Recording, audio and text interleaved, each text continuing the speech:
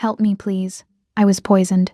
The words rasped from the man's throat as he collapsed against Murphy's diner counter, his designer suit jacket catching the harsh glare of fluorescent lights. Haley Clancy's fingers moved before her mind caught up, pressing 2 fingers to his carotid, tilting his head back, scanning for the telltale signs she'd memorized in desert field hospitals half a world away. "Sir, stay with me." Her voice came out steady, professional, betraying nothing of the alarm coursing through her veins. "What did you ingest?" His eyes, dark and sharp even through the haze of dying, locked onto hers with desperate intensity. "They poisoned me. My own people." His hand shot out, grip surprisingly strong around her wrist. "Don't call 911, they'll finish what they started." Every instinct Haley had screamed danger. The kind of danger that got soldiers killed. The kind she'd sworn she'd never walk toward again. But she saw the cyanotic blue creeping across his lips, the way his chest heaved with irregular desperation, the cold sweat that spoke of systems shutting down. Whatever lies this man might be telling, his body wasn't lying. He was dying. And 3 years ago, before the army destroyed her career and erased her name, she'd taken an oath. "Lou!" she shouted toward the kitchen, her waitress persona shattering like cheap glass. "Activated charcoal from the food safety kit and your EpiPen. Now." The cook's startled face appeared in the window, but Haley was already moving, her hands working with the muscle memory of 100 battlefield emergencies. She grabbed the supplies, dropping to her knees beside the stranger who smelled of expensive cologne and imminent death. "This is going to hurt," she warned, uncapping the EpiPen. "Everything hurts," he managed, and she drove the needle through his slacks into his thigh. The effect wasn't immediate like in movies. It crawled through him, airways opening millimeter by millimeter, the blue receding from his lips like a tide. His breathing steadied. His eyes found focus. And in that focus, Haley saw something that made her blood run cold. Recognition. Not of her face, but of what she'd just done. Professional recognition. "You're military," he whispered. Not a question. Before she could answer, the diner door exploded inward. 3 men in tactical gear poured through, their movements precise and practiced. But it wasn't their weapons that froze Haley's heart. It was the face of the man leading them. Special Agent Theodore Moss. The man who'd buried her sexual assault report. The man who'd forced her into witness protection to silence her. The man who, according to every official record, had no idea where she was. Time crystallized into a single, terrible moment of understanding. Moss's eyes met hers across the diner, and she watched his expression shift from surprise to cold calculation. The dying man followed her gaze, then looked back at her with new comprehension. "You know him," Bradley G. Hokang said quietly. "You're supposed to be dead," Moss replied, gun already drawn and aimed at Bradley's chest.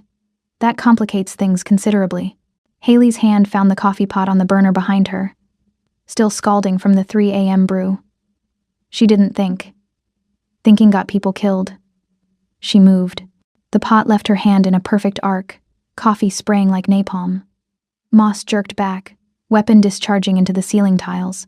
Bradley lunged from the floor, tackling the nearest agent with surprising strength for a man who'd been dying 60 seconds ago. Haley vaulted the counter, grabbed Lou's shotgun from its hiding spot beneath the register, a spot she'd memorized on her first day 3 years ago because paranoia kept people alive, and fired a warning shot into the ancient jukebox.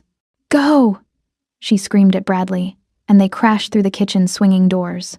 The Chicago night hit them like a fist. Cold November rain and the smell of garbage from the alley dumpsters. Behind them, Moss's voice echoed commands. Boots pounded tile. Haley's hands found the delivery truck she'd watched the bread guy park carelessly, keys still in the ignition because this was the kind of neighborhood where nobody stole bread trucks. Army training said hot wiring was a last resort. This felt like the definition of last resort. "Can you drive?" Bradley asked, leaning heavily against the truck's side, his expensive coat soaked through. "Can you navigate?" She shot back, door already open. He pushed himself into the passenger seat with visible effort, pulling out a phone with hands that still trembled. "Head south. I'll direct you." The engine turned over with a rattling cough. In the mirror, Haley caught Moss and his men bursting through the back door, weapons raised. She floored it. Bullets sparked off metal. The truck fishtailed around the corner onto State Street, tires screaming. Haley's knuckles were white on the wheel, her heart hammering a rhythm she remembered from convoy runs in Kandahar. "Survive, survive, survive," Who are you running from? She demanded, taking a sharp turn that made Bradley grab the door handle. His head rolled against the seat, face still ashen despite the epinephrine coursing through his system. The FBI, the Korean mob, take your pick. He managed something that might have been a smile. I'm Bradley G. Ho Kang. Some people call me King Bradley, and I need your help to stay alive long enough to figure out which of my own people just tried to murder me.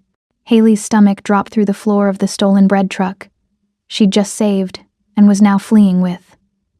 One of Chicago's most notorious crime lords, a man whose name appeared in hushed whispers even in her run-down witness protection neighborhood. Take the bridge exit, Bradley instructed, tapping something on his phone with elegant, steady fingers that suggested he was recovering fast. My compound is secured, protected, the only place I can think right now. The gravity of her situation settled over Haley like a shroud. Her entire carefully constructed life, the Waitress cover, the tiny apartment she shared with Jaime, the nursing school applications, the hope of eventually, maybe, rebuilding something real. All of it had just shattered in 90 seconds of violence and impossible choices. She'd saved a man she didn't know, run from a man she knew too well, and stolen a truck full of sourdough rolls. The absurdity would have been funny if bullets weren't still ringing in her ears. You could have let me die, Bradley said quietly, watching her with an intensity that felt like being X-rayed. Most people would have called 911 and walked away, especially after seeing those men. Haley kept her eyes on the rain-slicked road, on the bridge stretching ahead into the dark. I'm studying to be a nurse, she said, as if that explained everything. As if it explained why a former Army medic in witness protection had just thrown away 3 years of careful invisibility to save a man who might be more dangerous than the one chasing them. The city lights reflected off the wet asphalt like stars that had fallen and shattered. Ahead, through the rain and fog, lay Bradley's world. A world she'd just been dragged into without warning, without choice, without any way back to the life she'd been trying to build from the ashes of the one Moss destroyed. She thought of Jaime, probably awake now, wondering why she hadn't come home from her shift. She thought of her apartment, her textbooks, her carefully maintained anonymity. All of it felt very far away. Safe house is 3 miles, Bradley said, his voice stronger now. Gate code is 4729. Guards will recognize the truck. I have cameras on every approach. Of course you do, Haley muttered. You saved my life tonight, he continued. That means something in my world. It means you're under my protection now, whether you want it or not. What if I don't want it? Then you're welcome to walk back to that diner and explain to Agent Moss why you helped me escape. His tone was almost gentle. But we both know that's not really an option anymore. He was right. God help her, he was right. The gates appeared through the fog. Massive iron things that whispered money and power and secrets. They opened silently as the truck approached, and Haley drove through into another world entirely. A world she couldn't leave. A world that might kill her. A world that somehow felt less like a trap than the one she'd just escaped. Welcome back, my beautiful souls and brave wanderers of the dark. Before we dive into this storm of loyalty, betrayal, and blood-deep love, hit that subscribe button. Like and share where you're watching from. Every click, every comment, every heartbeat of support keeps our stories alive in the shadows. Now, take a breath, steady your pulse, and step with me into a world where justice bleeds, secrets burn, and survival means everything. The compound's medical wing smelled of antiseptic and old money. Leather mixed with gauze, mahogany overlaid with the copper tang of blood. Haley's hands moved with precision she'd earned in sand and heat, checking Bradley's vitals while he drifted in and out of consciousness on the examination table. His pulse was steadier now. The epinephrine had bought him time, but time was all it had bought. Your name, he murmured, eyes still closed. You never said, Haley. The lie came easy because it wasn't entirely a lie, just incomplete. She pressed 2 fingers to his wrist, counting heartbeats. And you're Bradley G. Ho Kang. Some call you King Bradley. His laugh was dry, papery. You've heard of me. I've heard the name. She adjusted the 4-drip one of his men had wordlessly provided. Medical grade. Not the cheap stuff. Everything here whispered wealth and preparation. Don't know if I believe the stories. Which stories? His eyes opened, dark and alert despite the poison still working through his system. That I run the Korean syndicate in 3 states? That I've killed men with my bare hands? That I'm untouchable?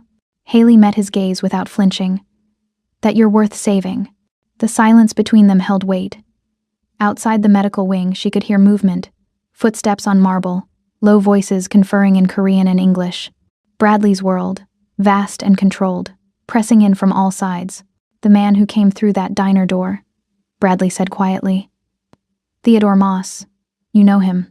Her hands stilled on the blood pressure cuff.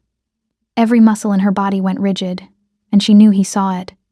Saw the way his name carved her open. Special Agent Theodore Moss, she corrected, her voice flat. FBI, clean record, decorated service. The kind of man who testifies before Congress about organized crime while running his own operations behind closed doors. You sound like you've studied him. I survived him. The words escaped before she could cage them. Haley turned away, busying herself with medical supplies she didn't need.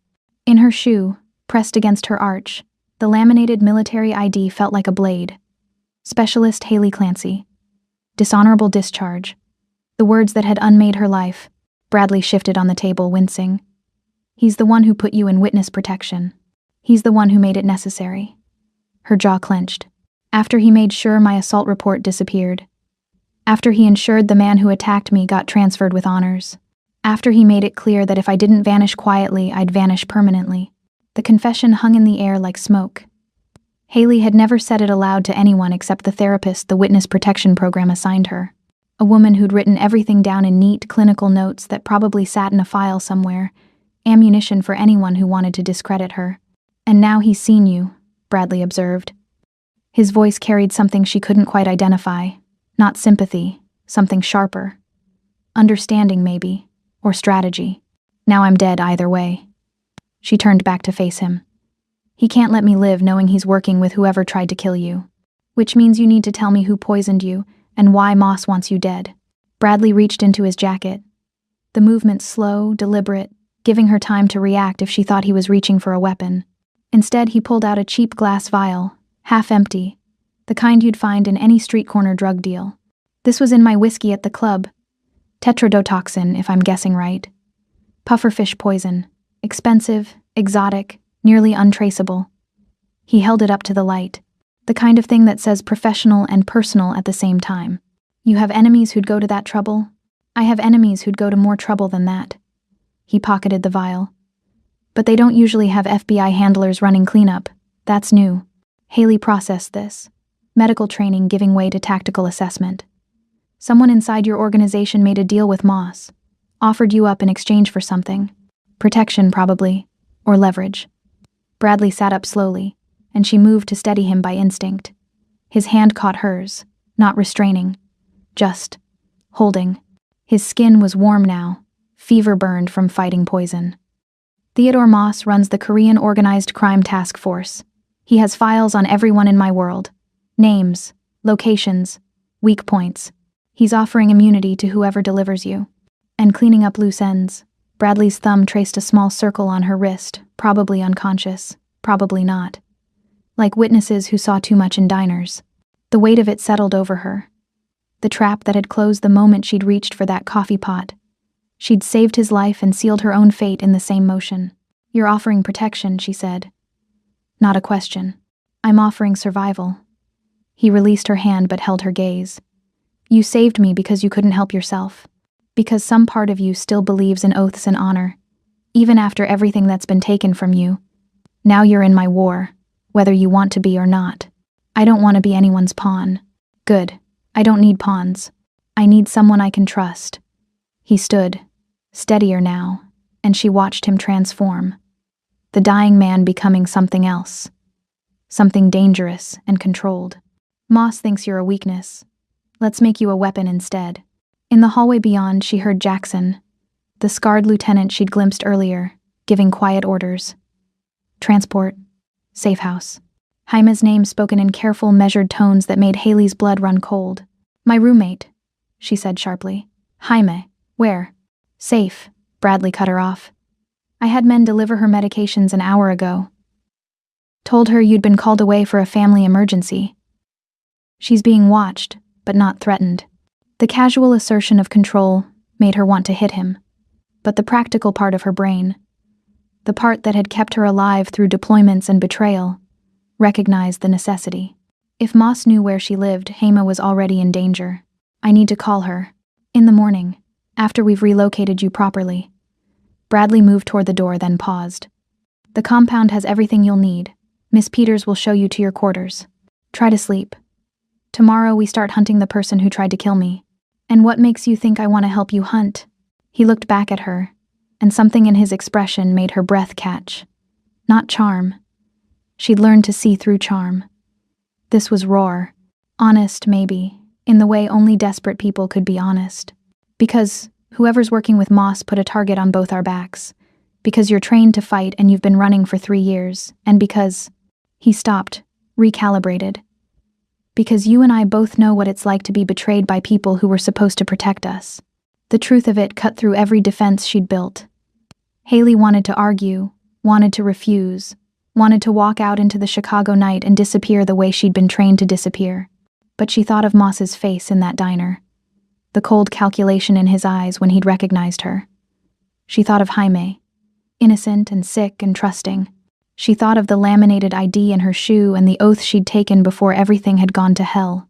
One condition, she said. We do this my way. I'm not decoration. I'm not protection detail. If I'm in your war, I'm a soldier, not a prisoner. Bradley's smile was sharp enough to draw blood.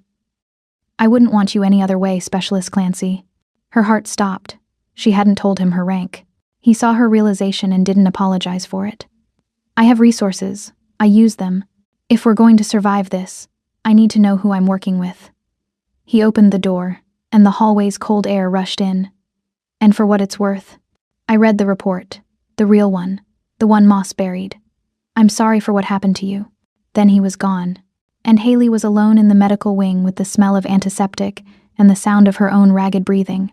She pulled the ID from her shoe and stared at the photograph. Younger, hopeful, still believing the uniform meant something. That woman felt like a ghost. Outside, through the bulletproof glass, she saw a security monitor flicker. And there, in grainy black and white, was Jaime's apartment building. The camera angle was recent, professional. Someone had been watching. Haley folded the ID carefully and tucked it back into her shoe. Then she walked toward whatever came next, because retreat had never been her specialty. And if she was going to burn, she'd burn on her own terms. The door closed behind her with a sound like a cell locking shut. Miss Peters materialized from the shadows like something conjured, older, impeccably dressed in gray, that suggested authority without uniform. Her eyes catalogued Haley with clinical efficiency. The borrowed clothes, the defensive posture, the way her gaze tracked every exit. This way. No warmth, no judgment either, just the smooth, practiced neutrality of someone who'd escorted dozens of strangers through these halls and learned not to wonder about their stories. The mansion revealed itself in stages. First, the medical wing's sterile functionality. Then a corridor of polished hardwood where their footsteps echoed like gunshots. Portraits lined the walls. Men in traditional Korean dress, women with eyes that followed, children who looked like they'd never smiled. Family or warning, Haley couldn't tell. The air smelled different here than anywhere she'd lived in 3 years. Not just clean but curated. Leather and cedar, something that might have been jasmine, the faint metallic undertone of expensive security systems humming behind walls. Every surface gleamed, every corner held deliberate shadow. Money, yes. But more than that, control. This was a place where nothing happened by accident. Your quarters, Miss Peters announced, opening a door that probably cost more than Haley's entire witness protection stipend. The room stole her breath.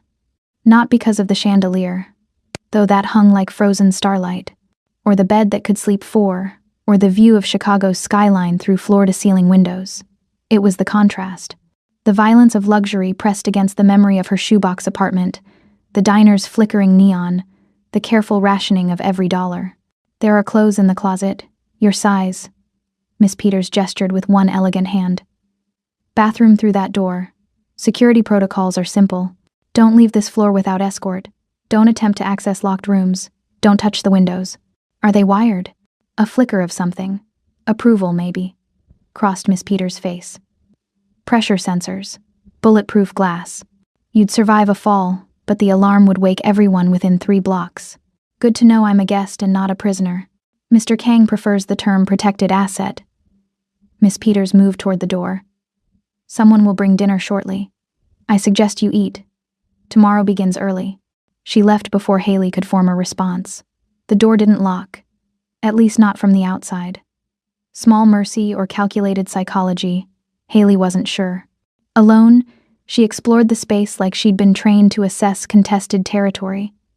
The closet held clothes in her exact size.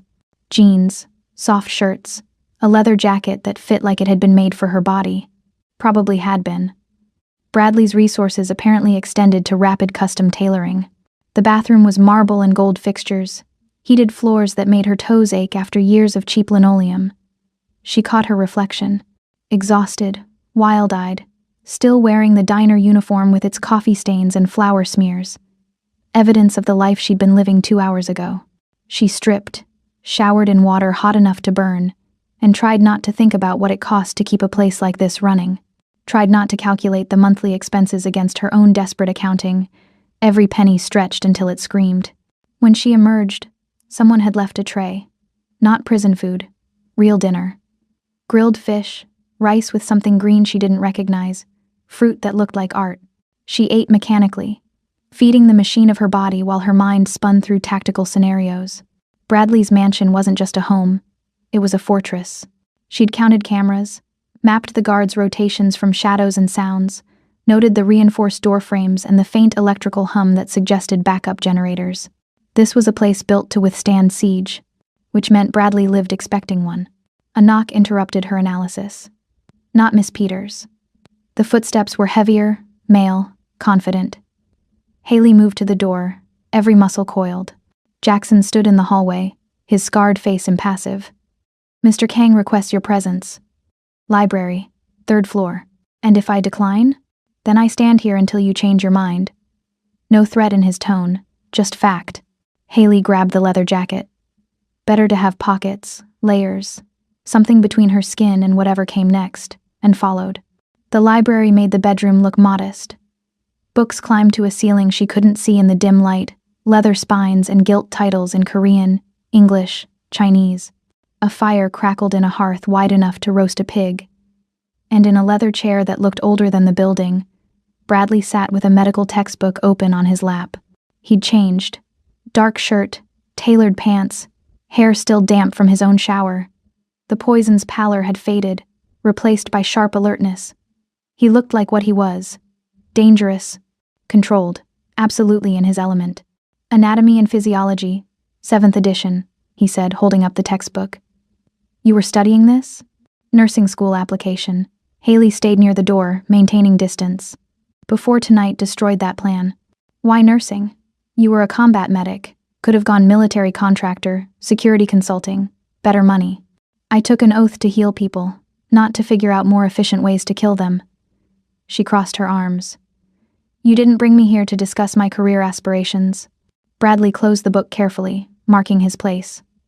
I brought you here because I need you to understand something. This house. He gestured at the opulence surrounding them. It's not comfort, it's armor. Every piece of furniture is positioned for sightlines. Every window is bulletproof. Every entrance has 3 backup locks and armed guards on rotation. I live in a very beautiful prison because the alternative is a very ugly grave.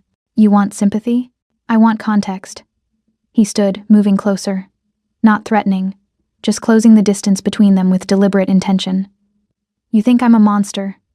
Maybe I am. But I'm a monster who keeps 500 people employed, who ensures their children get scholarships, who makes sure nobody in my territory goes hungry or unprotected. Moss wants me gone because I'm an inconvenience to his real business, which is selling information to the highest bidder while wearing a badge. Haley studied him, looking for the lie. Found only truth, or something close enough to pass. What do you want from me? I want you to help me find the person who poisoned me before they try again. In return, I'll help you destroy Theodore Moss. The offer hung between them like a blade. Everything she'd wanted for 3 years. Revenge, justice, vindication, wrapped in a devil's bargain. I need to talk to Jaime. She pulled out her phone. The burner she'd kept charged and hidden for emergencies. Now. Bradley nodded once. Jackson, still hovering by the door, vanished silently. The call connected after 2 rings. Jaime's voice, sleep rough and confused. Haley, where are you? Some men came by with my medications and said you'd had a family emergency. I'm fine. Something came up at work. I'm staying with. She hesitated, looking at Bradley. A friend. I'll explain everything tomorrow, but I need you to do something for me. Okay. Jaime sounded more alert now, worry sharpening her words. What's wrong? Nothing's wrong. But if anyone comes by asking about me, anyone, you don't know anything. You tell them I moved out last week. You tell them we barely spoke. Can you do that? Silence. Then, Haley, you're scaring me. I know. I'm sorry. Just trust me. I'll call you in the morning. She ended the call before Jaime could ask more questions, before the fear in her friend's voice could crack the armor she'd wrapped around herself.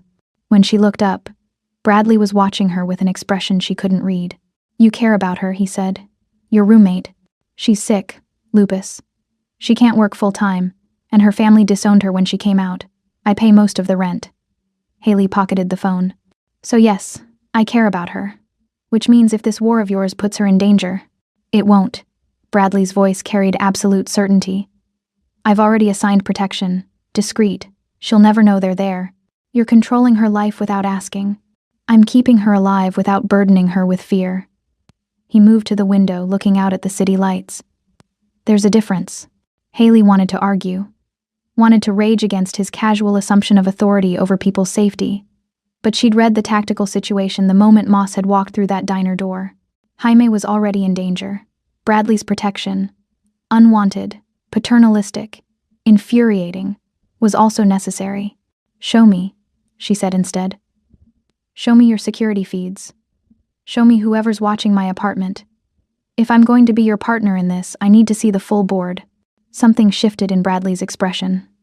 Respect, maybe, or recognition of a kindred tactical mind. He pressed something on his phone, and a panel in the wall slid open. Behind it, monitors, dozens of them. Camera feeds from across the city, scrolling data, maps with glowing points that probably indicated assets or threats. And there, in the lower right corner, Jaime's building. The camera angle was good, professional. Not hidden, but not obvious either. As Haley watched, a figure moved into frame. Not Jaime, someone else. Male. Dark jacket, looking up at the windows with deliberate attention. Who is that? Her voice came out sharp. Bradley's jaw tightened. I don't know, but he showed up 10 minutes after we did. Jackson's people are tracking him now. The figure produced a phone, made a call, then walked out of frame, casual, unhurried. The kind of confidence that came from knowing you were watched and not caring. Moss, Haley said. He's already moving. He's establishing surveillance, testing our response. Bradley pulled up another camera angle, this one showing a different street, different watchers. He's got at least 4 teams around that building. Whatever he's planning, it starts there. Haley's heart was hammering, but her mind stayed cold, tactical. This was the field again, just different terrain. Then we move her, tonight. Before he decides direct action is cleaner than surveillance. Already being arranged. Miss Peters is coordinating a safe house. Medical-grade apartment, fully stocked with her medications. She'll wake up tomorrow thinking a hospital program placed her there temporarily while they debug electrical issues at her building. You're good at this. Making people disappear. I've had practice. Bradley turned away from the monitors, and when he looked at her, she saw exhaustion behind the control. The poison had taken more from him than he'd admit. You should rest. Tomorrow we start digging into who betrayed me. Paul, my cousin, is acting strange. I need your tactical assessment. Haley nodded, moving toward the door. But something made her pause. Bradley, why did you read my file, the real one? Most people would have stuck with the official story. He was quiet for a long moment, then, because I've built my empire by knowing when people are lying, and everything about your discharge screamed lies. He met her eyes. I'm sorry that telling the truth cost you everything. But I'm not sorry you're here now. You're exactly the ally I need. You mean weapon? I mean partner. He smiled. Tired, genuine. Get some sleep, Specialist Clancy. War starts at dawn. She left him there, surrounded by his screens and his beautiful prison, and walked back to her gilded cage. The room felt different now, not luxurious but strategic. She checked every corner, every shadow, mapping exits and vulnerabilities the way she'd been trained.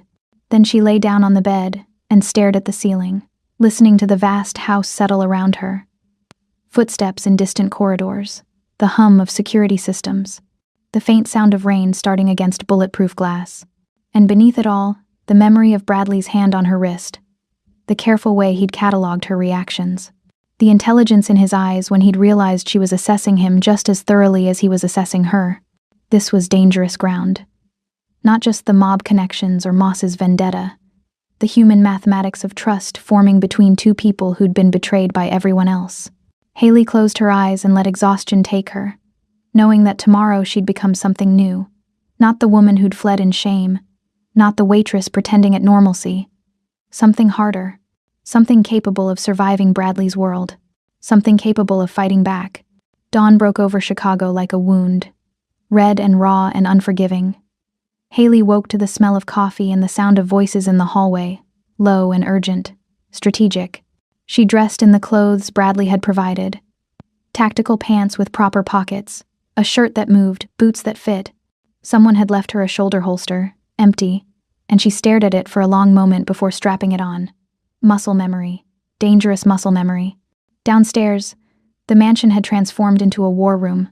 The dining room table, probably antique, definitely expensive, was covered with laptops, printed surveillance photos, maps marked with red and blue ink. Jackson stood at one end, scarred face illuminated by screen glow. Miss Peters occupied another corner, speaking rapid Korean into a phone. And Bradley presided over it all, sharp and controlled in the morning light. He looked up when she entered. "Coffee's fresh. Breakfast if you want it. We're starting in 5. Haley poured coffee. Black, strong enough to strip paint, and positioned herself where she could see the whole room. Old habits, good habits. "Situation," Bradley announced, and the room stilled. Last night's surveillance confirmed 4 FBI teams around Specialist Clancy's former residence. Moss is establishing a perimeter. He's not moving yet, but he's preparing. "For what?" Haley asked. "For you to make a mistake. Or for me to give you back." Bradley pulled up a photo on the central screen. Moss himself, taken from security footage. He looked exactly as she remembered. Silver-haired, expensive suit. Face that suggested trustworthiness and duty. The perfect lie. "He's offering a trade. You for information on my supply chains. And you said no. I don't negotiate with people who poison me." He advanced the slides. New faces appeared. Korean men, some she didn't recognize, one she did. The man from the camera feed last night. "This is Lee, one of Moss's informants. He's been feeding the FBI information on my operations for 6 months. We let him because his intel was harmless. Yesterday, that changed." Jackson stepped forward. "Lee received a direct order from Moss. Activate Phase 2. We intercepted the message but couldn't decrypt the specifics." "Phase 2 of what?" Haley studied the screen, tactical mind assembling patterns. "If the poisoning was Phase 1, then Phase 2 is probably cleanup. Witnesses, evidence, anyone who could connect Moss to the attempt." "Correct."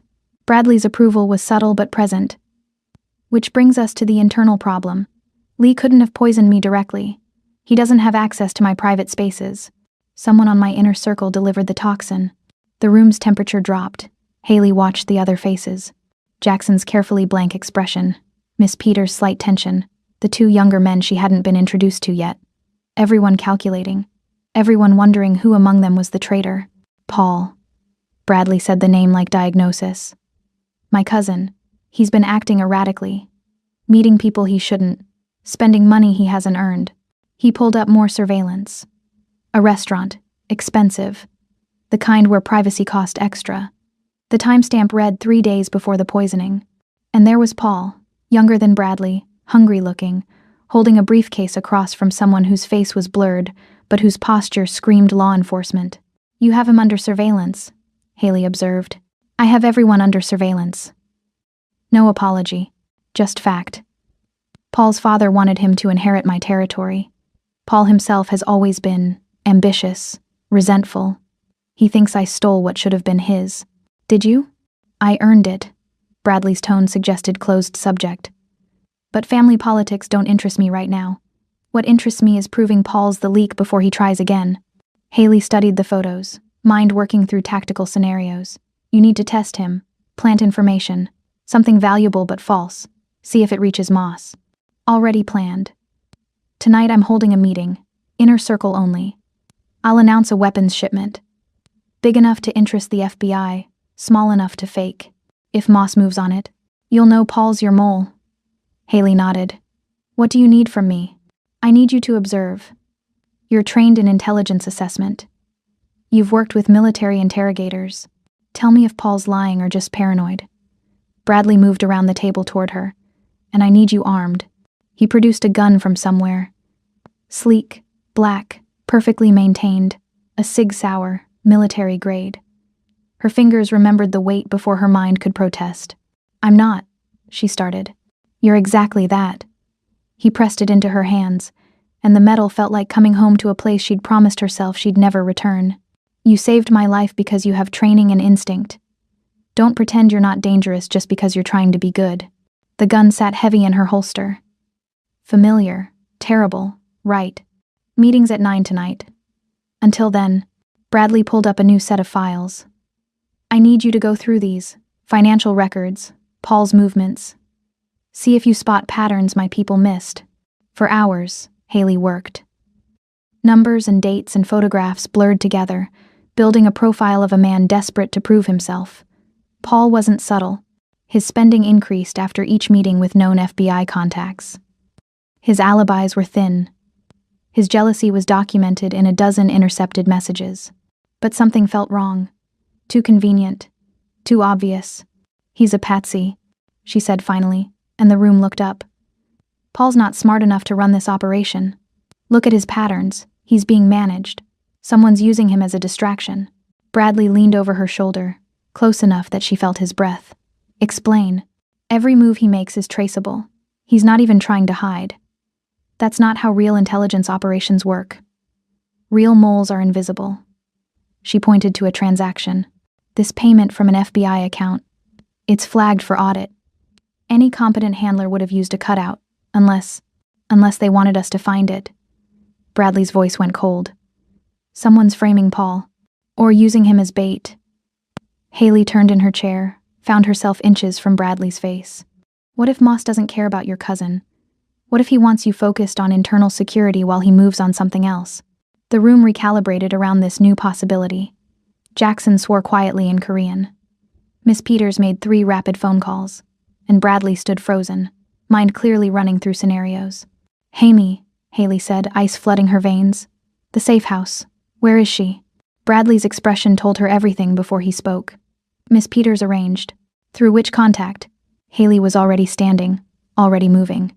Who coordinated the location? Miss Peters' face went pale. Chen. He's handled safe house protocols for 3 years. Chen reports to Paul. Jackson's voice cut through like a blade. Family connection. I flagged it months ago.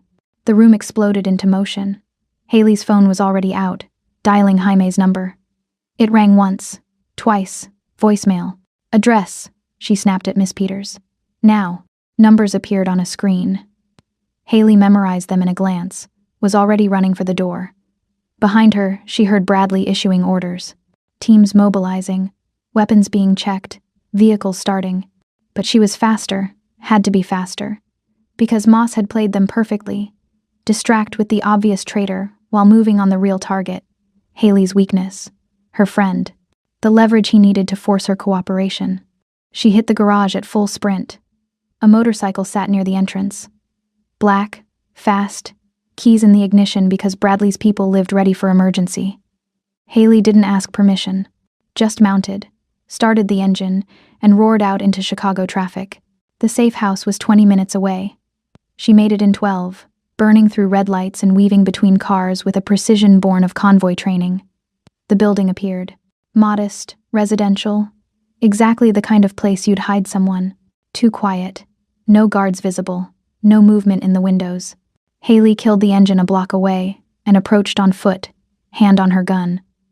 The front door was ajar. She caught the smell. Gun oil, fierce sweat, the particular chemical signature of tranquilizer darts. Inside, the apartment had been cleaned. Professionally. No signs of struggle because there hadn't been time for struggle. Just a single dart on the floor. Medication bottles spilled across the counter, and a phone, Jamie's phone, deliberately placed where she'd find it. One message on the screen. We'll trade. You for her. Midnight. I'll send coordinates. Come alone or she dies. M. The rage that filled Haley was old, familiar, military. Not hot, cold, tactical. The kind of fury that turned into plans and solutions and very efficient violence. She heard vehicles approaching, Bradley's teams responding to her position. But she was already thinking 3 moves ahead, calculating trajectories and acceptable losses. Jamie was leverage, which meant Moss would keep her alive until he got what he wanted, which meant Haley had 12 hours to plan an approach that ended with her friend safe and Theodore Moss very, very dead. Bradley entered the apartment like controlled explosion, dangerous even in care. His eyes found the phone, the message, her face. We'll get her back, he said. I'll get her back. Haley's voice was steady as surgery. He wants me. Fine. I'll give him what he wants. You walk into that trade. You're dead. Then I'm dead. She met his gaze without flinching. But Jaime lives. That's the math. That's not the only solution. Bradley moved closer, and she saw something in his expression she hadn't seen before. Not calculation. Emotion. Real, unfiltered concern. Let me help you. We plan this properly. We go in with overwhelming force. We do nothing, Haley interrupted. This is my fight. My friend. My mistake for staying in Chicago when I should have run the moment Moss appeared. She checked her gun, muscle memory taking over. You wanted a weapon. Congratulations. I'm about to be very, very sharp. Bradley caught her arm. Don't be stupid. This is what Moss wants. You isolated, desperate, making emotional decisions. I know. She pulled free gently. But sometimes the only way forward is through. You taught me that. This whole compound is armor against people trying to kill you. Well, I don't have armor. I just have speed and surprise and the willingness to do what's necessary. For a moment they stood in the gutted safe house, surrounded by Bradley's teams and the evidence of Moss's clinical efficiency. 2 people who'd been betrayed by institutions, by people they'd trusted, recognizing something fundamental in each other. Let me help, Bradley said again. Keeter, almost pleading. Haley's hand found his, squeezed once. You are helping. Keep digging into Paul. Find out who's really running him. When I get Jaime back, and I will get her back. We're going to need that information to end this. She released his hand and walked out, leaving Bradley Kang surrounded by his soldiers and his screens, watching her disappear into the Chicago morning like smoke. The warehouse smelled of rust and broken promises, diesel fumes mixing with the cold Chicago wind that whistled through gaps in corrugated metal. Haley stood in the center of the empty space, hands visible, weapon left in Bradley's SUV 3 blocks away because Tiana had insisted, alone, unarmed, or I disappear forever. The message had come through a burner number 2 hours after they'd returned from rescuing Jaime. 5 words that had stopped Haley's heart. Your sister wants to talk. Bradley had argued against it. Tactical suicide, obvious trap. You're walking into an execution. But Haley had seen something in that message. Some echo of the girl who used to braid her hair before school, who'd cried when their goldfish died, who'd promised to always be sisters no matter what. Footsteps echoed across concrete, not the hesitant shuffle of a frightened victim. Precise. Military. The kind of walk that said, I know exactly where every exit is. Tiana stepped from the shadows, and Haley's breath caught. Her sister had changed. Not just older, harder. The soft curves of adolescence had been carved into something lean and dangerous. Her hair was cut short, severe. She wore tactical pants and a jacket that suggested body armor underneath. But her eyes, those were still recognizable. Dark brown, like their mother's, except now they held nothing but ice. Brenda, Tiana said, using the name Haley hadn't heard in 3 years, the name she'd buried with her military career. Or should I call you Haley? I forget which lie you're living now. The words landed like bullets. Haley forced herself to breathe, to stay steady.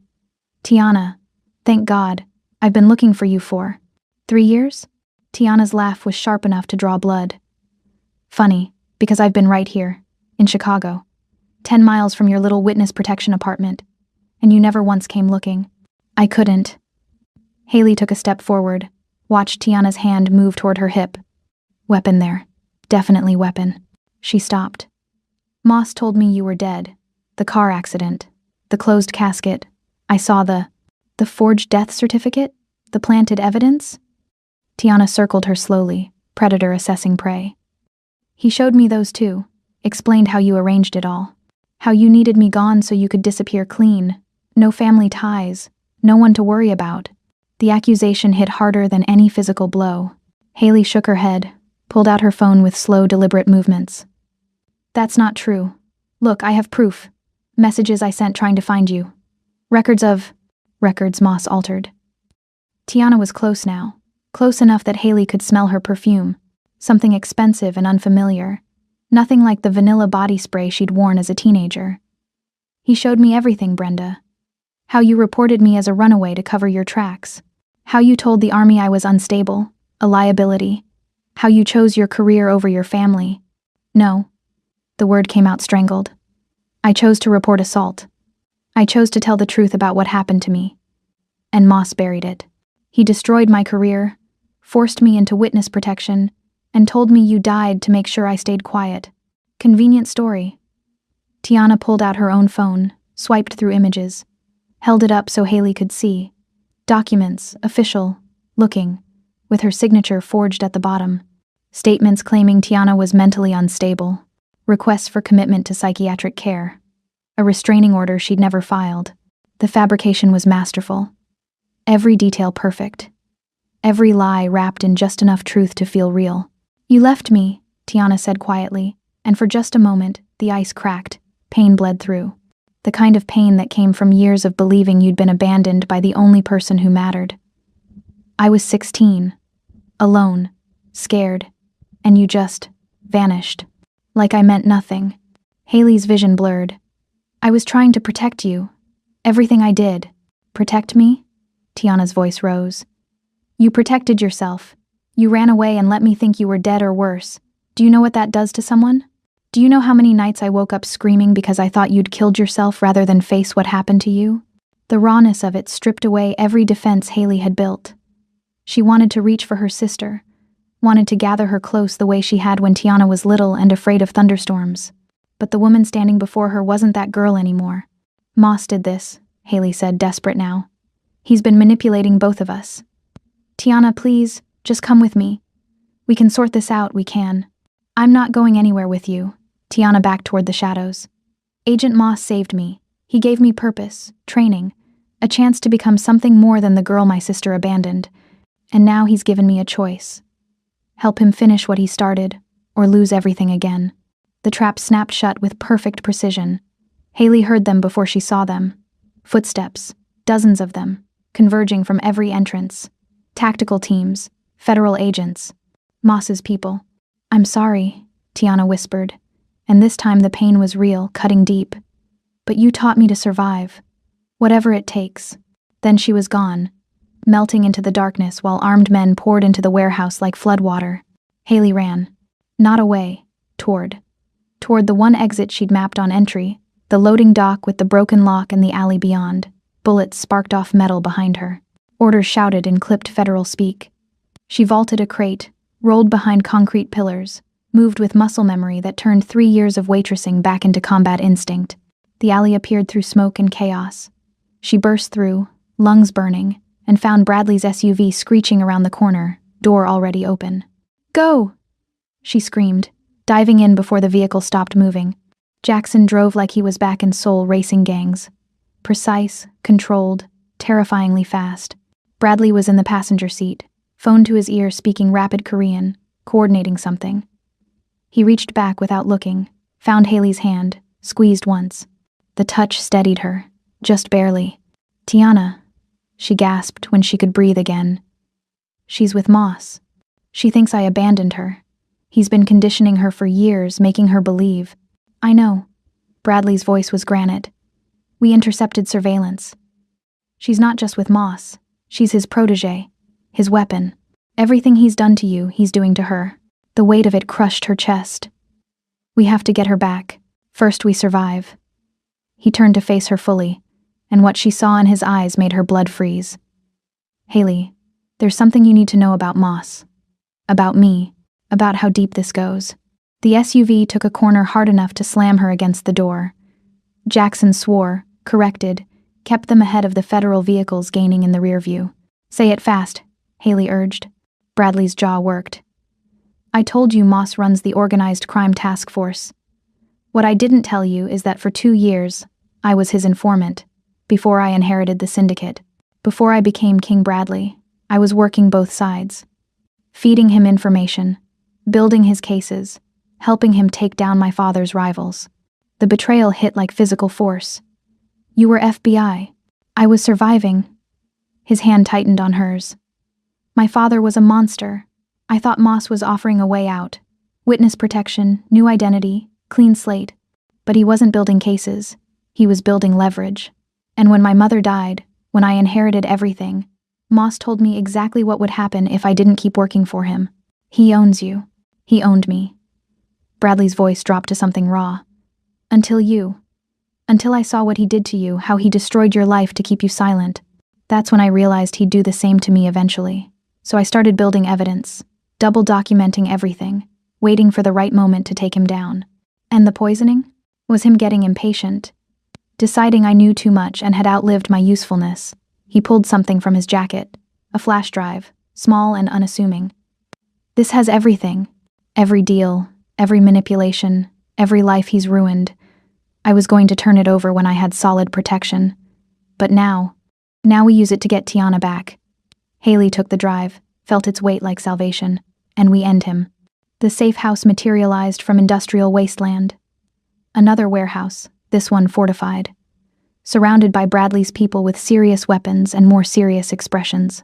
They abandoned the SUV and moved inside, into a space that had been converted into a war room. Maps covered every surface. Surveillance feeds showed multiple angles of Chicago's downtown. And there, on the main screen, Moss. Standing in what looked like a federal office, Tiana beside him. His hand rested on her shoulder, possessive, proprietary. He was smiling. The audio crackled to life. Sarah working the controls from a bank of computers. Everything ready? Tiana's voice. Younger than Haley remembered, but harder. The shipment data. The warehouse locations. Perfect, Moss replied, and his smile widened. You've done excellent work. Your sister never valued your potential the way I do. He leaned closer, intimate. She abandoned you because you were a liability. But you've become my greatest asset. The words were calculated poison, each one designed to deepen the wound. Haley watched her sister absorb them, watched her shoulders straighten with something that might have been pride or desperation or both. When do we move on, Kang? Tiana asked. Soon. Moss's hand slid from her shoulder to the back of her neck. Not quite threat, not quite caress. Ownership. But first we need to be sure your sister is eliminated. She's the only one who might break through your conditioning. The only one who might remind you who you really are. Tiana's face flickered. Something raw and uncertain crossing her features. Then it was gone, replaced by cold efficiency. She's not my sister anymore. She stopped being family when she left me behind. Good girl, Moss murmured, and Haley wanted to put her fist through the screen. Instead, she turned to Bradley. How do we get her out? The same way we got Jaime out. But his tone said it wouldn't be that simple. Except this time, Moss is expecting it. He'll have kill orders. No arrest, no extraction, just elimination. Then we don't give him a chance to execute. Haley's mind was already working through scenarios, tactical overlays, risk assessments. 3 years of forced retirement hadn't erased her training, just buried it. We hit him where he's vulnerable, use his arrogance against him. Jackson materialized beside her, scarred face thoughtful. Explain. She pulled up building schematics on a tablet, fingers moving with remembered precision. Moss thinks he's untouchable because he's FBI, but his protection only works if he stays within legal boundaries. Even fake ones. If we can force him into an actionable crime, one that's too public to bury, we give the real IA something they can't ignore. Bradley nodded slowly. Force their hand. Make Moss choose between exposure and Tiana. He'll choose himself, Haley said with certainty. Men like him always do. And when he does, we get your sister back. Bradley's hand found her face, tilted it up so their eyes met. This is going to cost everything we have. Every favor, every resource, every connection I've built. If we do this, if we go this hard at a federal agent. I know. She leaned into his palm, felt the calluses there, the warmth. But she's my sister, and you said we're partners. So either we do this together or... He kissed her. Not gentle, not soft. Desperate and claiming, his mouth against hers with bruising intensity. Like he was trying to memorize the taste of her before everything burned. When they broke apart, both breathing hard, he pressed his forehead to hers. Then we do it together, and if we survive... When we survive, she corrected. When we survive, he agreed. You and I are taking a very long vacation somewhere with no federal agents and no family drama. Deal. The surveillance screen flickered. Moss and Tiana were moving, heading toward the garage. The timestamp read 0400. 4 hours until dawn. That's our window, Jackson observed. He'll move her to a new location before the day shift arrives. Fewer witnesses. Haley studied the route, the timing, the vulnerabilities. We intercept the transport. Force the convoy off-route into our territory. Create enough chaos that real federal response is mandatory. And film everything, Bradley added.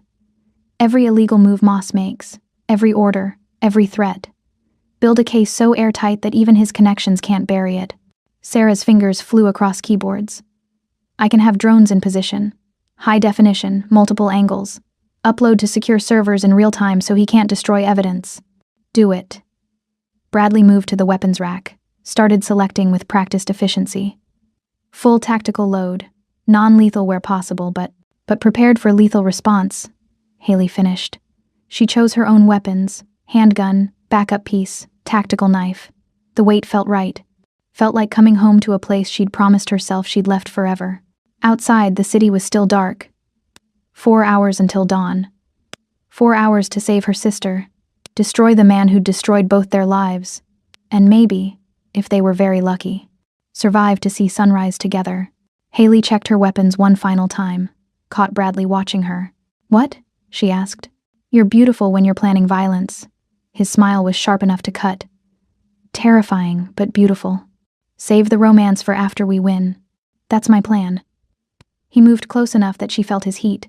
Haley, when this is over, really over, there's something I want to ask you. Then ask me when Tiana's safe and Moss is burning. He nodded, kissed her forehead once, and turned to address his assembled team. But Haley stood for one more moment, looking at the surveillance feed, at her sister's face. I'm coming for you, she thought, and this time, I'm not leaving without you. The war room erupted into organized chaos. Teams mobilizing, equipment distributed, vehicles prepared. And somewhere in the darkness, Theodore Moss moved his chess pieces, unaware that the game had just shifted. Dawn was coming, and with it, either salvation or annihilation. The garage beneath Moss's federal office building was a concrete tomb. Low ceilings, harsh fluorescent lighting, the smell of motor oil and institutional cleaning supplies. Haley crouched behind a support pillar, counting heartbeats, watching the elevator bay where Moss would emerge with Tiana. 0430, 30 minutes to sunrise. Her earpiece crackled with Jackson's voice. Teams in position, exit secured, say when. She clicked once. Received. Bradley was on the opposite side of the garage, positioned with 2 of his best shooters. Sarah monitored from the mobile command center 3 blocks away, drones hovering in darkened sky above, cameras rolling. Everything had to be perfect. One mistake and Tiana died. One wrong move and Moss walked free. The elevator chimed. Haley's muscles coiled. Her breathing slowed. Tactical calm, the kind she'd learned in Kandahar where hesitation meant casualties.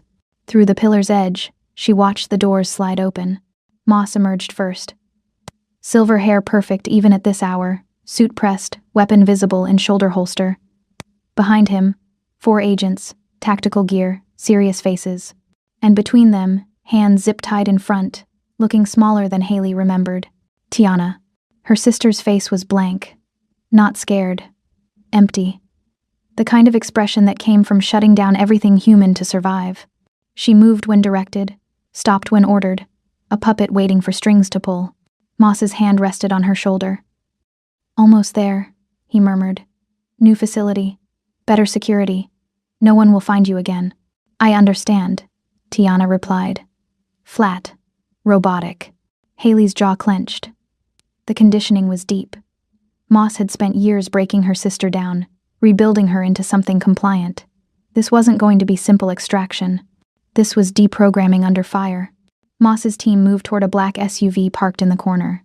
Standard federal vehicle, armored, tinted windows, probably GPS tracked. They'd accounted for that. Sarah had signal jammers ready, and Bradley's people had disabled the building's security feeds on a loop. Now, Haley breathed into her mic. The garage lights died. Emergency backups kicked in seconds later. Dim red glow that turned everything into blood and shadow. Moss's agents reacted with professional speed, weapons drawn, circle formation around their principal and asset. But Bradley's team was faster. Smoke grenades detonated with soft pops. Thick white fog rolled across concrete, swallowing vehicles and pillars. Confusion spread. Agents shouting coordinates, Moss barking orders, Tiana silent in the center of chaos. Haley moved through smoke like water. Silent, precise. She'd done this drill 100 times in training, another 100 in actual combat. Her body remembered even when her mind wanted to hesitate. First agent went down to a tranquilizer dart. Jackson's work, clean and efficient. Second stumbled into Bradley's ambush, taken out with brutal hand-to-hand that left him breathing but unconscious. Moss was pulling Tiana toward the SUV, using her as shield. "Federal agent!" he screamed into the smoke. "Stand down or I will shoot the hostage." Haley's blood turned to ice. Carefully, she circled, using parked cars for cover. Through gaps in smoke, she caught glimpses. Moss's gun pressed against Tiana's temple, her sister's face still blank, still empty. "Tiana," Haley called out, pitching her voice to Carrie. "Do you remember Mom's lullaby? The one about the rain?" Moss's head snapped toward her voice. "Brenda Clancy. Of course. Come out and I'll let her live." "The rain falls soft on mountains high," Haley continued, ignoring him, moving closer. "The rain falls soft on you and I." "Shut up!" Moss's gun shifted from Tiana to sweep the garage. "I will kill you both." But Tiana's face had changed, just slightly. A flicker of recognition, confusion breaking through conditioning. "The rain will wash the tears away," Haley sang softly, emerging from smoke with hands raised, weapon holstered, making herself visible, making herself vulnerable. "And bring the sun another day." "Stop," Tiana whispered. Her voice cracked. "Stop, that's the song Mom sang when you were scared." Haley kept moving forward, step by careful step. "When Dad left, when you couldn't sleep, she'd hold you and sing until you felt safe again." "That's not." Tiana's face contorted. "You left me. You abandoned. I never left you." Haley was close enough now to see tears starting in her sister's eyes. "Moss told you I was gone. Told you I chose to disappear. But I was looking for you every day. Every single day for 3 years. Enough." Moss's gun came up, aimed at Haley's chest. "You're under arrest for..." Bradley's shot was surgical. The bullet took Moss in the shoulder, his gun arm, spinning him sideways. He released Tiana, stumbled, went down hard. Agents emerged from smoke, but these were different.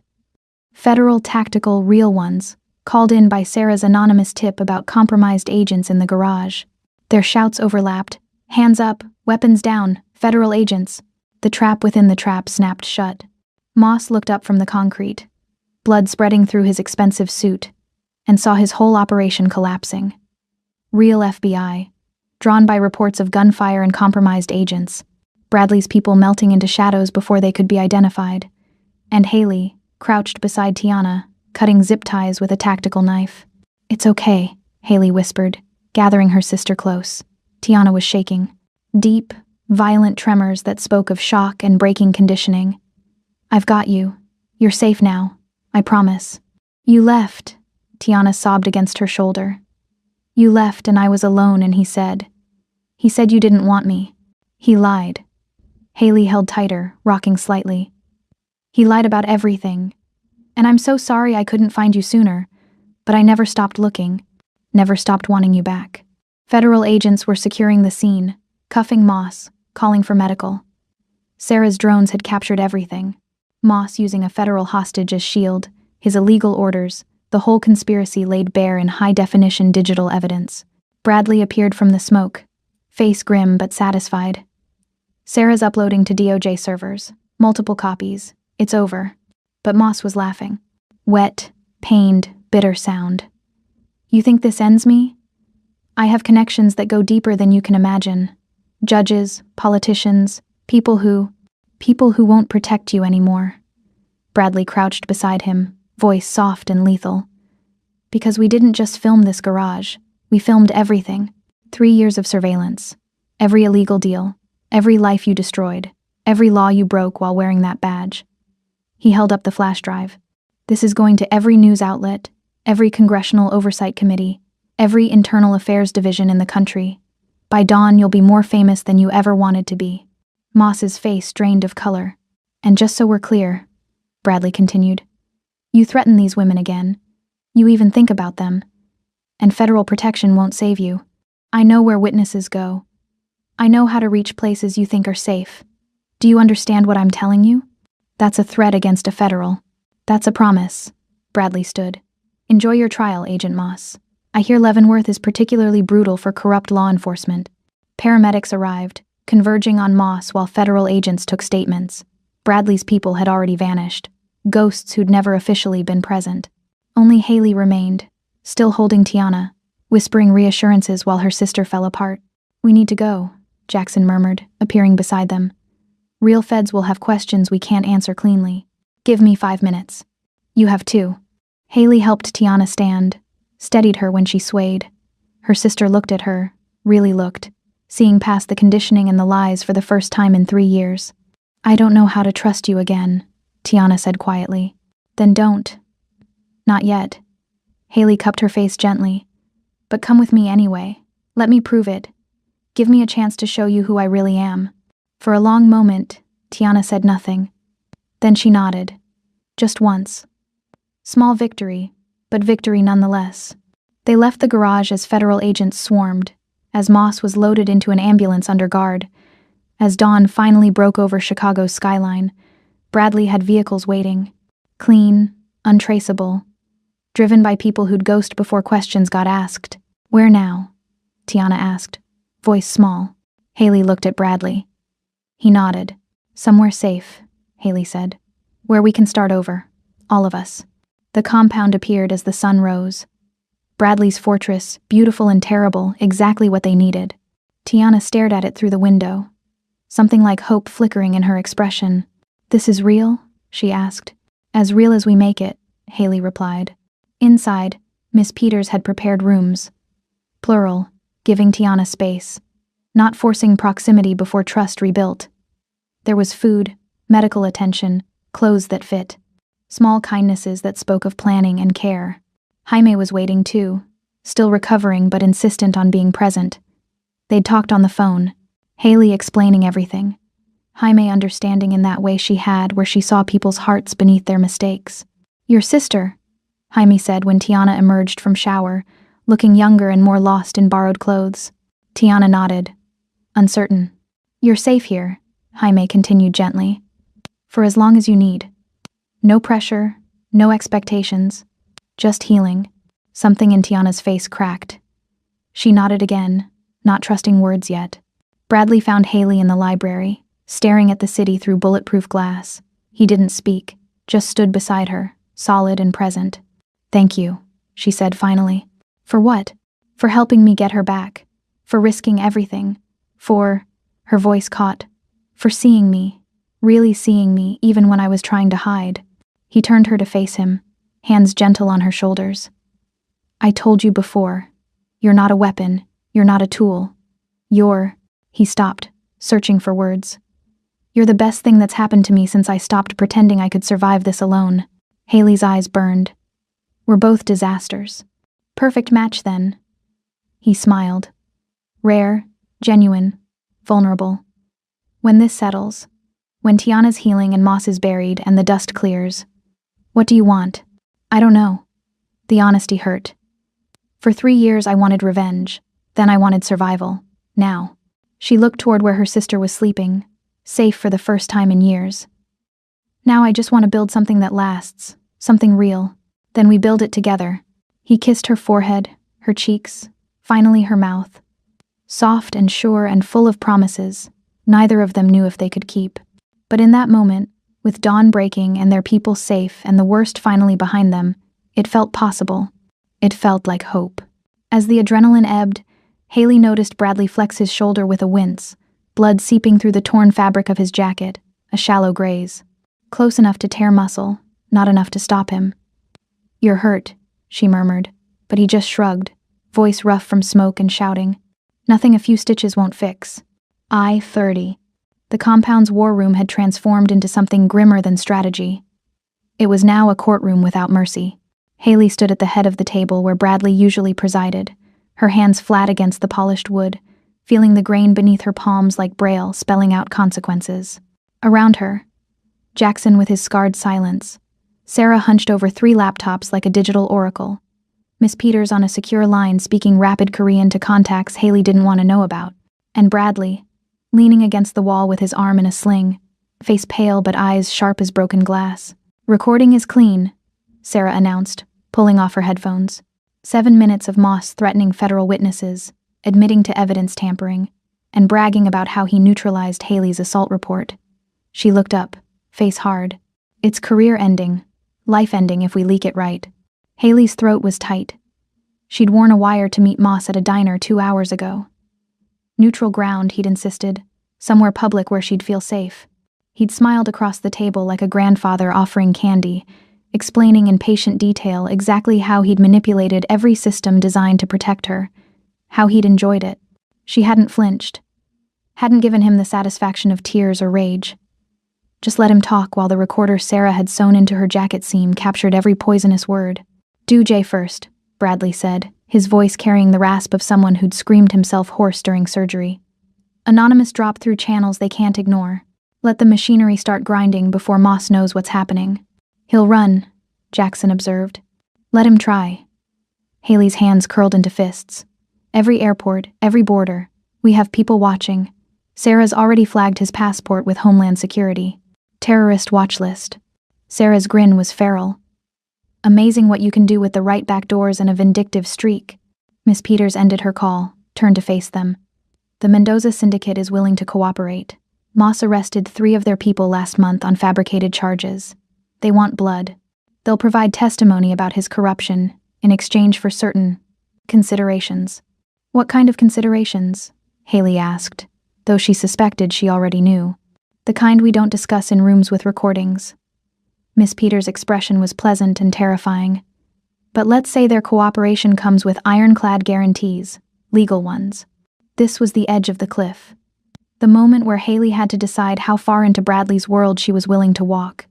Using criminal testimony to destroy a corrupt federal agent. Cutting deals with organizations she'd sworn to fight. Becoming exactly the kind of gray operator she'd once despised. She thought of Tiana, still sleeping in the medical wing, sedated because the nightmares were too violent for consciousness. Thought of Jaime, relocated to a safe house in Wisconsin, afraid to leave her apartment even with guards posted. Thought of every woman Moss had silenced, every career he'd destroyed, every life he'd ruined while wearing his badge-like armor. "Do it," she said. "All of it. Whatever it takes." Bradley pushed off the wall, moved to stand beside her despite the pain etched in every line of his body. His good hand found hers, squeezed once. Solidarity or warning? She wasn't sure. Sarah dropped the package. "Jackson, coordinate with our people at O'Hare and Midway. I want eyes on every private airfield within 100 miles. Miss Peters, confirm the Mendoza testimony. Make sure they understand the timeline." Bradley's voice carried command that made even hardened criminals straighten. "Haley and I will handle the personal delivery." "Personal delivery?" Haley turned to face him. "We already recorded him. What else?" "Closure." His eyes held hers. "You need to look him in the eye when his world ends. Otherwise, this is just bureaucracy. I know you. You need to see him break." He was right. She hated that he was right. Moss's safe house was in Evanston, a quiet street with mature trees, and the kind of houses where lawyers and doctors pretended their lives were uncomplicated. Number 47 had a basketball hoop in the driveway and seasonal wreaths on the door. Camouflage purchased with other people's suffering. They approached at 9 p.m., late enough for darkness, early enough that neighbors wouldn't be asleep to hear screaming. Bradley drove despite his injury, navigating the suburban streets with the same cold precision he brought to everything else. In the back seat, Jackson checked his weapon for the third time. "He's alone," Sarah confirmed through the earpiece. "Heat signature shows one person, second floor, probably the bedroom. No security that I can detect, but he's FBI," Bradley finished. "He'll have contingencies, panic button, burner phones, maybe a go bag near the door." Haley's hand rested on her own weapon. The Sig Sauer Bradley had given her, now familiar as her own skin. She'd stripped and cleaned it twice today, muscle memory and meditation wrapped together. The weight of it centered her. They parked 3 houses down, approached on foot through backyards, moving in the spaces between streetlights. The rear door of Moss's safe house had an alarm system. Commercial grade, nothing Sarah couldn't bypass remotely. She killed it 30 seconds before they reached the entrance. Jackson went first, weapon raised, movements liquid and practiced. Bradley followed, slower but just as lethal. Haley brought up the rear, covering their backs, every sense hyper-aware of the suburban quiet that could shatter into violence without warning. Inside smelled like coffee and old books. Furniture that had been carefully selected to look worn and comfortable. The false authenticity of someone who'd studied how normal people lived. They cleared the first floor in silence, hand signals and tactical spacing, finding nothing but empty rooms and carefully maintained lies. Upstairs, light bled from under a door, television noise, news broadcast, someone talking about upcoming elections. Haley's heart hammered against her ribs, adrenaline sharpening everything to crystal clarity. Bradley positioned himself beside the door, met her eyes, counted down on his fingers. 3, 2, 1.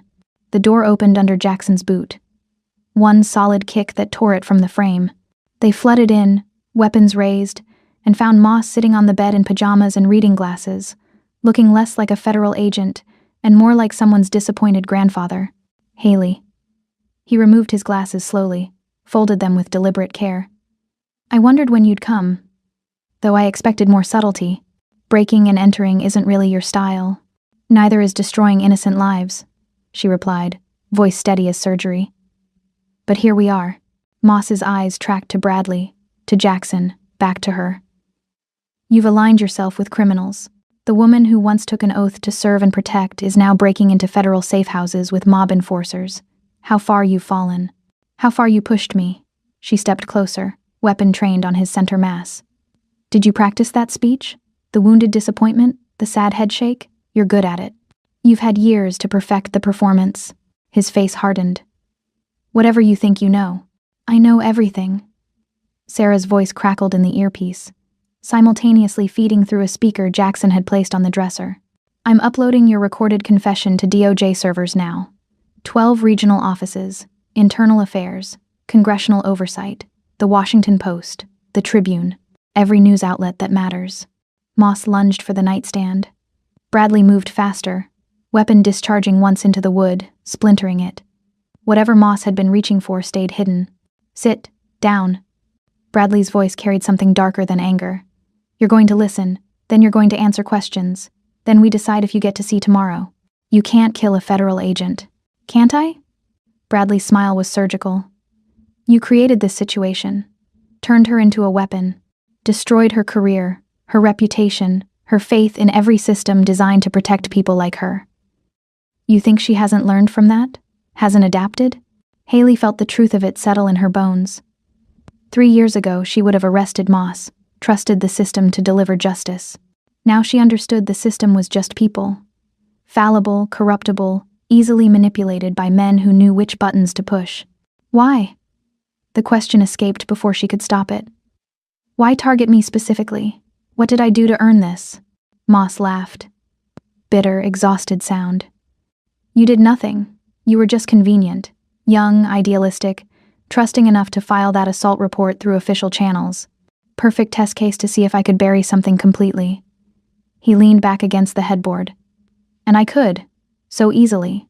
Changed a few files, transferred some personnel, made sure your chain of command understood the priorities. You were an experiment, Haley. Nothing personal." The casual cruelty of it stole her breath. Not even hatred. Just bureaucratic convenience. Her life destroyed because he wanted to prove he could. "Tiana." Her voice came out strangled. "What about my sister?" Collateral. He shrugged. She was looking for you after you disappeared. Made too much noise, asked too many questions. I couldn't have her stumbling into your witness protection by accident. So I recruited her. Told her you'd abandoned her. Gave her purpose, training, family. She became useful. Bradley's weapon shifted slightly, readjusting aim from center mass to head.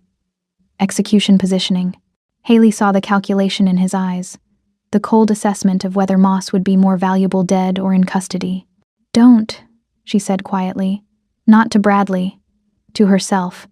To the part of her that wanted blood and fire and permanent solutions. We do this right. Right? Moss's laugh was ugly. There is no right. The system you believed in. I am the system. Me and 1,000 others like me. All protecting our interests. All making sure the machinery runs smooth. You can expose me, arrest me, parade me through courts and hearings. But nothing changes. Someone else will take my place. Someone smarter who learns from my mistakes. Maybe. Haley lowered her weapon, holstered it with deliberate care. But they'll know what happens when they target the wrong person. They'll know some of us fight back. And maybe that makes the next one think twice. Sarah's voice crackled again. Upload complete. DOJ has received everything. I'm getting confirmation from 6 different offices. They're moving now. Federal marshals are being dispatched to this address. ETA 12 minutes. Moss's face drained of color. You called them here? We called everyone here. Bradley gestured to Jackson, who pulled out his phone and began recording. Now you're going to confess. On camera. Everything you did to Haley, to Tiana, to every person you destroyed. Names, dates, methods. And you're going to do it willingly because if I don't, you kill me. Moss's voice was flat. That's the threat. If you don't, Haley corrected, I disappear. Bradley disappears. And you spend the rest of your life wondering if we'll come back. Wondering if every shadow holds someone you've wronged. Wondering if your protection will last forever, or just until someone more powerful decides you're a liability. She moved closer, crouched so they were eye level. You made me into something harder than I was. Congratulations. Now live with the consequences. For a long moment, Moss stared at her. Then, slowly, he began to talk.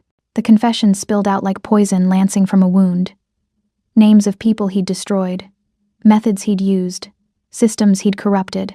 Jackson's camera captured everything in HD clarity, while Sarah simultaneously streamed it to encrypted servers scattered across 3 continents. By the time sirens became audible in the distance, Moss had sealed his own fate more thoroughly than any trial could. Bradley and Jackson melted away through the back door before federal marshals crashed through the front. Haley stayed, weapon on the floor, hands visible, letting them arrest her alongside Moss because this part had to be public. The woman who'd been destroyed by corruption standing beside the man who'd destroyed her, both in custody, both facing justice. The difference was which one of them had evidence, and which one had confessions. The holding cell smelled like industrial cleaner and fear. Metal bench cold against Haley's back, fluorescent lights humming their mechanical lullaby. She'd been here 6 hours, processed through intake with the mechanical efficiency of systems that didn't care about context. Her phone had been taken. Her weapon. The leather jacket Bradley had given her, now catalogued as evidence in whatever case they were building. She sat in borrowed county jumpsuit orange, hands folded in her lap, and waited. The door opened with a metallic shriek. Not a guard. A woman in expensive suit, briefcase in hand, face carrying the particular exhaustion of lawyers who specialized in impossible cases. Haley Clancy. She sat on the bench without asking permission, opened the briefcase with practiced efficiency. My name is Rebecca Santos. Bradley Kang hired me approximately 7 hours ago. I've reviewed your case, and we need to talk. Am I under arrest? Technically, you're being held for questioning regarding unlawful entry, conspiracy, and about 6 other charges the U.S. attorney is considering. Santos pulled out documents, spread them between them like cards.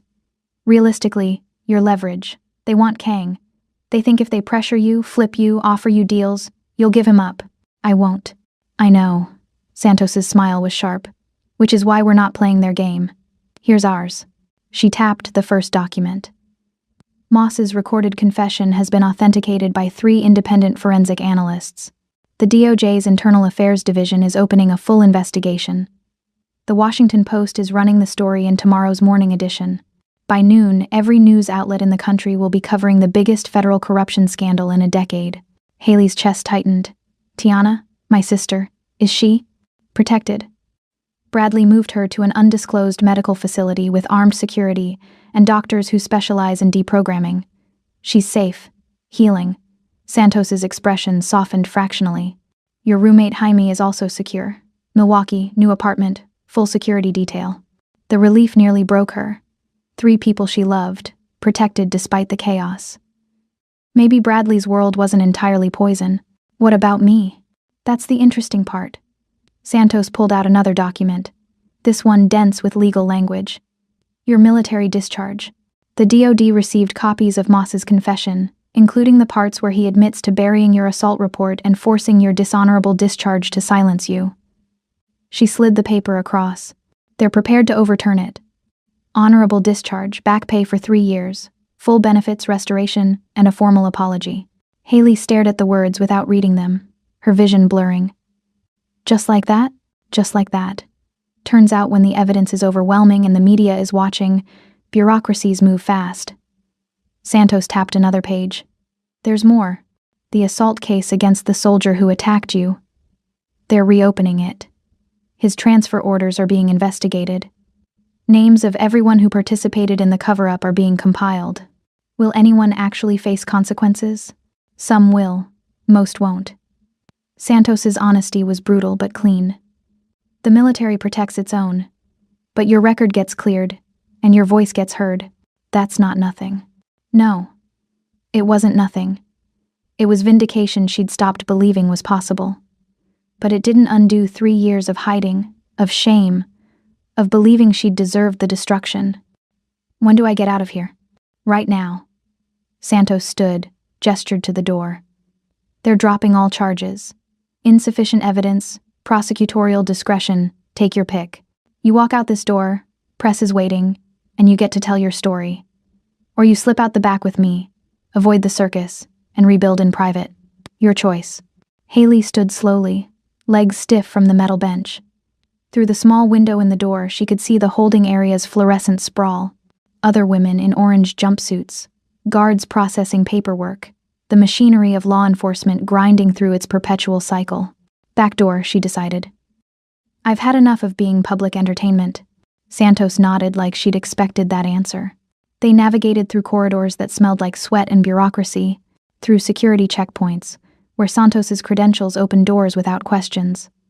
Finally, an exit that led to underground parking. And there, leaning against a black SUV like he'd been carved from shadow, Bradley waited. His arm was still in the sling, face still carrying the pallor of someone who'd bled too much too recently, but his eyes found hers across the concrete expanse, and something in her chest unlocked. She walked to him, didn't run, wouldn't give anyone watching that satisfaction. Just moved with deliberate purpose until she stood close enough to feel his heat. You hired a lawyer before checking if I wanted one, she said. You're welcome. His good hand rose, traced the edge of her jaw with careful reverence. How do you feel? Like I've been processed through industrial machinery. She leaned into his touch despite the public space, despite Santos waiting discreetly by the SUV's passenger door. But alive, free, vindicated. She paused, exhausted. Then let's go home. Home, the compound, fortress and prison, and unexpected sanctuary all wrapped together.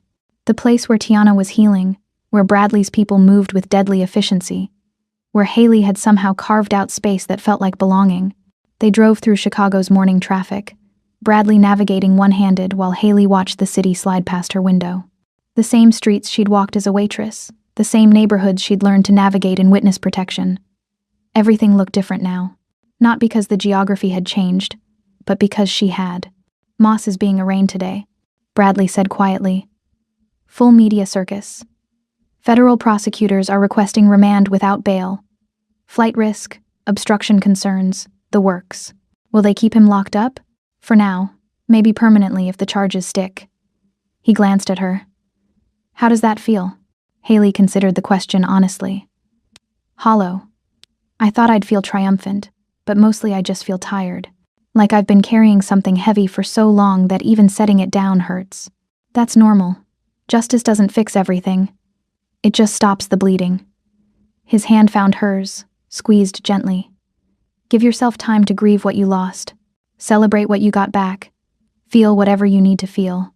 The compound appeared through morning haze. Gates opening silently. Guards nodding recognition as they passed. Inside, the world shifted from urban chaos to controlled sanctuary. Manicured grounds. Security cameras tracking their approach. The mansion rising like something from another century, beautiful and dangerous and explicitly designed to keep certain people out while keeping others protected.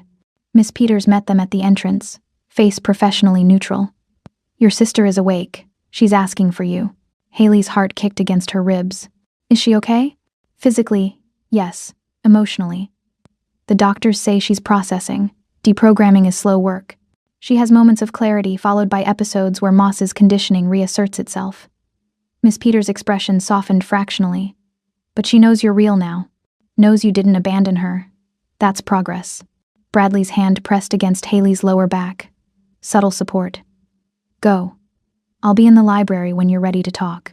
She climbed the stairs to the medical wing, each step feeling heavier than the last. Through the door, down the antiseptic hallway, to the room where her sister was recovering from 3 years of psychological torture. Tiana sat by the window, wrapped in blankets despite the room's warmth, staring out at the compound's gardens. She'd cut her hair, choppy, uneven, like she'd taken scissors to it herself in some moment of desperate autonomy. The resemblance to their mother was stronger now. Something about the angle of her jaw, the way her shoulders held tension. Hey, Haley said softly from the doorway. Tiana turned. Her eyes, dark brown, familiar, home, tracked Haley's movement as she entered, and sat in the chair positioned carefully out of grabbing distance. The doctors had warned about unpredictable responses, conditioned reflexes that might turn violent without warning. You came back, Tiana whispered. I never left. Not really. Not in any way that mattered. Haley kept her hands visible, non-threatening. I looked for you every day. Every single day for 3 years. He showed me proof you abandoned me. Documents. Video. Tiana's voice cracked. But they were lies. All lies, weren't they? All lies. Tiana's face crumpled. The crying came suddenly, violently. 3 years of grief and confusion and rage pouring out in ugly, gasping sobs. Haley moved without thinking, gathered her sister close despite the doctor's warnings, held her while she shook apart. I'm sorry, Tiana choked out between sobs. I'm so sorry I believed him. I should have known you'd never leave me. Should have trusted. You were 16 and terrified and alone. You survived the only way you could. Haley rocked her gently, the motion automatic from years of being the older sister. This isn't your fault. None of this is your fault. They sat like that until Tiana's crying softened to exhausted silence. Until the sun shifted angles through the window, painting them both in gold. Until the space between them felt less like chasm and more like bridge. Fragile, incomplete, but present. What happens now? Tiana asked finally, pulling back to look at Haley's face. Moss is arrested. You're vindicated. But she gestured to herself, helpless. I'm broken. He broke me. How do I come back from that? 1 day at a time. 1 hour if that's all you can manage. Haley wiped tears from Tiana's face with her thumb. You stay here where it's safe. You work with the therapists. You let me be your sister again. And eventually, maybe not soon, but eventually, you remember who you were before Moss got his hands on you. What if I can't? What if he's carved something permanent into me? Then we build around it, make something new from what's left. Haley's voice carried certainty she didn't entirely feel. You're not broken beyond repair. You're just wounded, and wounds heal if you give them time. Tiana studied her face for a long moment. You're different. Harder. Scarier than I remember. Yeah, I am. No point lying about it. The world made me harder. Bradley's world especially. But I'm still your sister. Still the person who taught you to ride a bike and helped you study for algebra tests, and promised to always protect you. She squeezed Tiana's hands. I failed at that. Let Moss take you. But I'm here now, and I'm not leaving again. A knock interrupted. One of the medical staff, apologetic but firm. Visiting hours are over. Tiana needs rest. Haley stood reluctantly, but Tiana's grip on her hand tightened. You'll come back tomorrow? Every day until you're sick of me. I won't ever be sick of you. Tiana's smile was watery but genuine. I love you. I never stopped loving you, even when I thought I hated you. I love you too. Always have. Always will. Haley kissed her forehead gently. Sleep now. Dream good dreams. I'll be here when you wake up. She left before her own composure cracked, navigating back through the compound's corridors toward the library where Bradley waited. The door was open, fire crackling in the hearth, and he stood silhouetted against the flames like something from darker fairy tales. How is she? He asked without turning. Healing. Slowly. Painfully. But healing. Haley moved to stand beside him, staring into the fire's hypnotic dance. Thank you, for protecting her, for bringing her here. Her voice caught. For everything. You don't need to thank me. He turned to face her fully, good hand rising to cup her face. This is what partners do, protect each other's people, fight each other's battles. Is that what we are? Partners? What do you want us to be?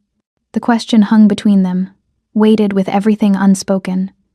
The compound's luxury pressing against her working-class roots. His criminal empire versus her military honor code. The violence they'd both committed, the lines they'd crossed, the future they might build from ashes and blood. Haley reached up, covered his hand with hers. I want us to be honest. No more secrets. No more manipulation. If we do this, if we try to build something real, it has to be built on truth. Truth. Bradley's laugh was soft, almost bitter. Truth is, I'm terrified of you. Terrified you'll wake up one morning and realize what you've aligned yourself with. Realize you could do better, be better, somewhere far from this world. His thumb stroked her cheekbone. Truth is, I'm selfish enough to want you here anyway. Want you in my war room, my bed, my life. Want you so badly it frightens me. Her breath caught. Truth is, I should walk away. Should take Tiana and Jaime and disappear into some quiet life where nobody shoots at us and federal agents don't ruin everything. She leaned into his palm. Truth is, I don't want to. You make me feel dangerous and capable, and seen in ways I'd forgotten were possible. And that's probably unhealthy and definitely complicated. But it's true. Bradley's forehead pressed against hers. So where does that leave us? Here. For now. Building something neither of us fully understands yet. She pulled back just enough to meet his eyes. With boundaries, with honesty, with the understanding that this could explode in our faces at any moment. I can work with that. His smile was small and genuine and entirely unguarded. Stay with me, not as an ally or asset or temporary partner. Stay because you want to. Build whatever this is together. One condition, Haley said. Name it. I want to finish nursing school, work real medicine, help people who aren't wrapped up in mob politics. I need that part of myself to stay clean. Done. I'll fund it personally. Best programs in the country. Your choice. He moved closer, hand sliding from her face to the back of her neck. Anything else? Kiss me. Like you mean it. Like we might actually survive this and have tomorrow to regret it. Bradley kissed her. Not gentle. Desperate and claiming and raw with everything they'd survived together. His mouth against hers tasting like smoke and coffee and promises neither of them knew how to keep. Her hands fisted in his shirt, pulling him closer despite his injury, needing the solid proof of him alive and present, and choosing her despite every logical reason not to. When they finally broke apart, both breathing hard, he smiled against her lips. Come upstairs. Let me show you honest. Let me show you real.